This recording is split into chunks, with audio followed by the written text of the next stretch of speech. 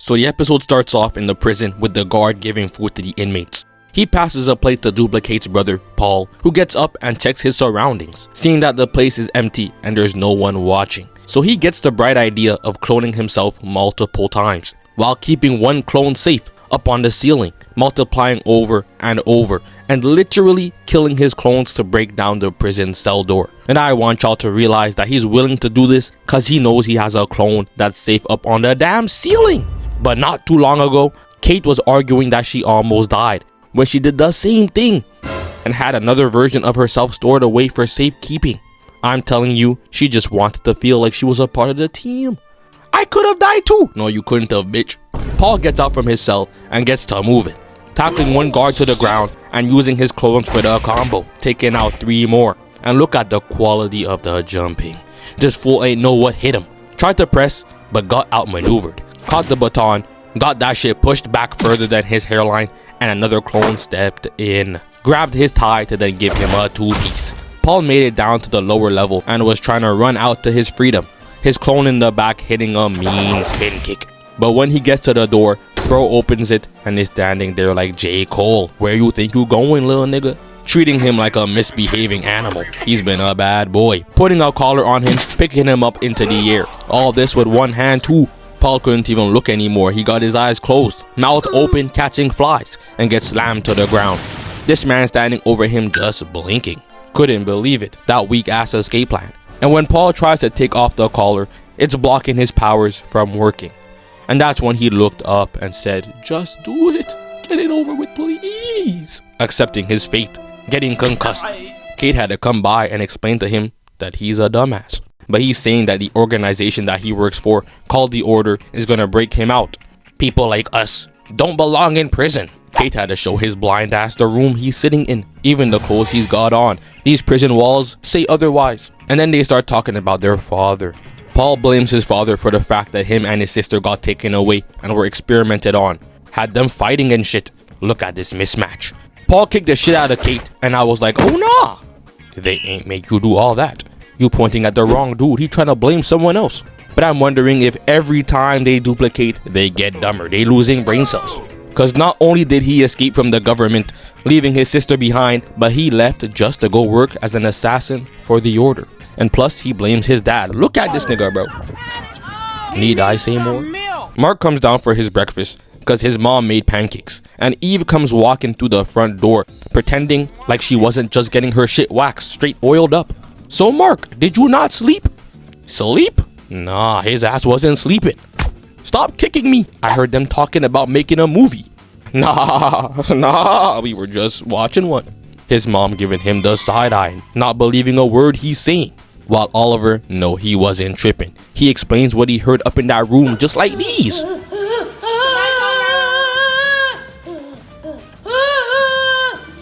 Who be having it?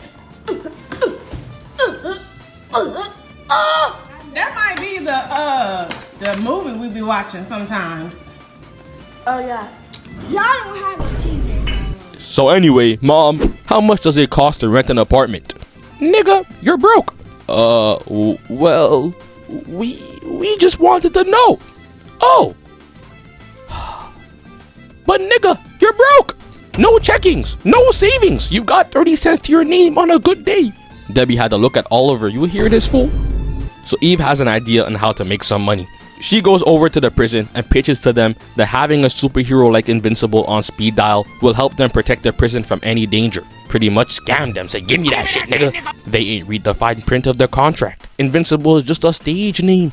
It's not guaranteed that he'll take no damage. We move on to Titan, who's getting pressed by old man Liu, explaining to Metal Mouth that he tried to break their assassin Paul out of prison, but it ain't really work. So try again. He had to stand up. Unk's blood pressure is rising because of this old man. Told him to keep it pushing. But Liu gave him 24 hours. And even mentioned Titan's daughter, threatening the man's child. Titan ran back to the penthouse expeditiously. Palmed 2 guards by the neck. Bro, you pay us. A simple I'm home would have sufficed. Pushing them off and breaking through the door. And oh, I know you see the love of my life. No, not her, but the money. I can practically smell them bands. She better not crease a single bill. Y'all can't let me anywhere near that shmoney. Don't even give me a taste of all that bread. It's going straight into a parlay. We making generational bread overnight. But his daughter walks in and she tells him that she's fine and even sold all her cookies to an old balding man with a metal jaw. Titan said, "Oh shit," and turned around, telling her to not leave the house until she's 22. Mark, on the other hand, is chilling with Eve, saying that she's amazing for setting up the business with the prison, until they hear a knock on the door and she jumps to hide at the side of the bed while Mark is chucking pillows at her skull, try to cover her up and hide her. Why are y'all hiding? Y'all not even naked. But he opens the door to his mom, telling him that Oliver is missing. So him and Eve go out looking for a little purple nigga. This shouldn't be that hard. They find him at the park and decide to hide in the tree to spy on him. And he's just having fun, hanging out with friends, trying to learn how to skateboard. Until some bullies show up telling him to get lost, and Oliver said he ain't moving. Hold up, why are you purple? Learn how to take a shower, scrub that shit off. But he gets pushed and starts smirking and clenching his fist. And I was like, damn, we gonna see 3 more people on the 6 o'clock news. But instead, he pulls down their pants, embarrassed them. Even Rex was a changed man. He went ahead and cooked up a nice meal for Ray. I don't know what's going on, bro. But we get back to Titan cutting a deal with Machine Head, asking him for help against Liu, cause he's threatening his family. So when Mark gets the call that the prison is getting attacked, he goes over there and sees this rock man with Tim's on and says, "Oh, Titan?" Titan out here built like a Dominican, he no black. And Mark immediately tries to punch him, but this man takes off his protection. Invincible started frowning, "You no fun." And Titan asks Invincible for his help. "Nah, you're coming with me." He smacked the hand out the way. "Don't touch me, people are gonna die." And Titan decides to bring him over to the block, saying that the crime rate is lower than ever before. No more listening to King Von, we only playing that Disney version now. And he tells Invincible about the organization called the Order and their leader, Liu, and that Liu wants Titan to break Paul out of prison or else he hurts his family. Invincible said, "Nah, that ain't happening." And Titan used the Tims to kick off the manhole cover and drop down into the sewer. And when Mark follows him down there and gets back up to the surface, this man Titan had it all planned out. Everyone is wearing the same fit as him to confuse Mark. And the second he put his white hands on someone, he said, "Nah, that's gotta be racist." And Titan gets away, but now he has to face Liu. And when he tells Isotope to drag Liu and his thugs into the atmosphere, this man Isotope was no longer behind him. He spawned in walking beside Liu.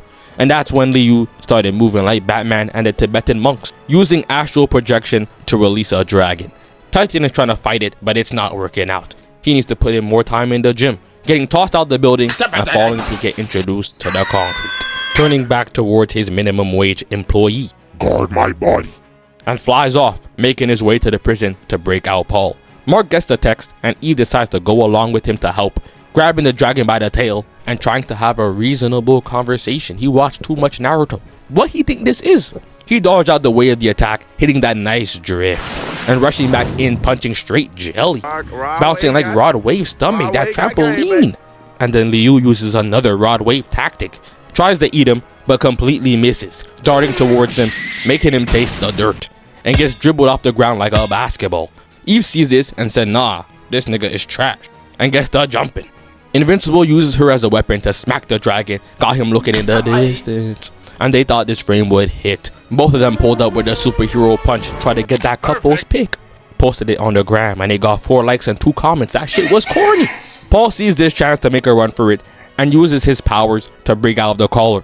And that's when Eve came floating down, locking up his clones. That elite defense. You not going anywhere, little bro. But when she thought she finally caught him, she got bamboozled. And there was still one of his clones that were free, while Mark is still getting treated like fodder. Getting back up, doing his best Vegeta impression, he be holding his arm every second, sliding under the dragon, taking it by the tail and slamming it on its back. He's thinking that the fight is done. He can go home and start playing that dirty music with Eve again. So he tries to hurry this up and goes to help people that were stuck in the tower.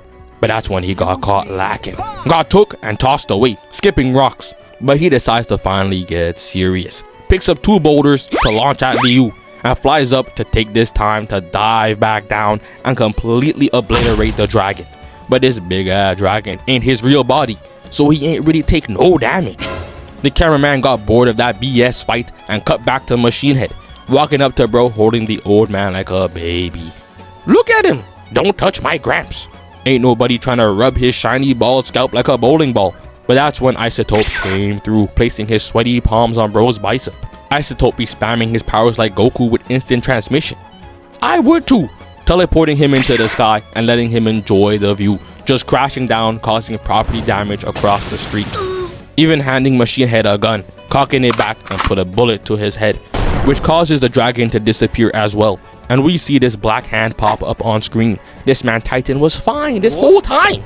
I don't even see a scratch or even some dirt. It's like he had time to take a shower and put on lotion. While Invincible was fighting for his life. Bro is holding his rib on some, "Hey bro, I'm taking you to jail." But Titan just looked at him and tells him no and uses Isotope as a taxi. He don't even take Invincible serious. And the ending was almost perfect. Mark was telling his mom that she's right and he can't afford to move out right now. And his mom was so happy she thought this was the moment to talk about some shit that shouldn't have been said. She decides to mention the screaming that comes from his room at 3 in the morning. So Mark had to rush back upstairs. We not talking about this shit, bro. While Machine Head decided to take over the order and become its leader.